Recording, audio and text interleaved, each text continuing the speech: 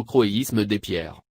En fonction de la direction avec laquelle on observe une pierre, ses propriétés physiques peuvent changer. On dit que les minéraux sont anisotropes. Le pléochroïsme se manifeste par un changement de couleur en fonction de la direction de l'observation, et il s'observe à l'aide d'un filtre polarisant dit polaroid.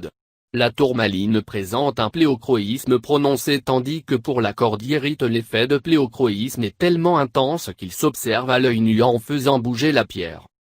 La chatoyance des pierres ou œil de chat. La chatoyance d'une pierre se traduit par l'apparition d'une fine bande lumineuse traversant toute la pierre et rappelant la pupille allongée de l'œil d'un chat.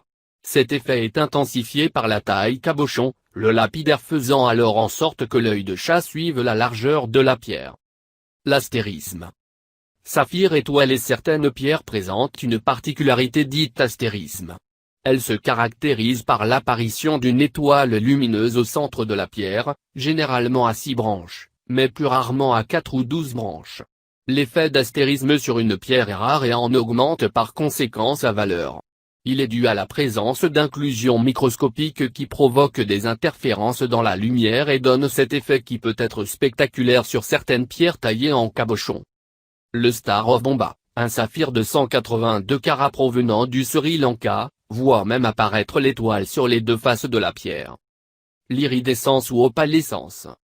De même que pour l'astérisme, l'iridescence est basée sur des interférences lumineuses dues à la présence de lamelles ou de sphérules de silice ou d'éo dans la pierre.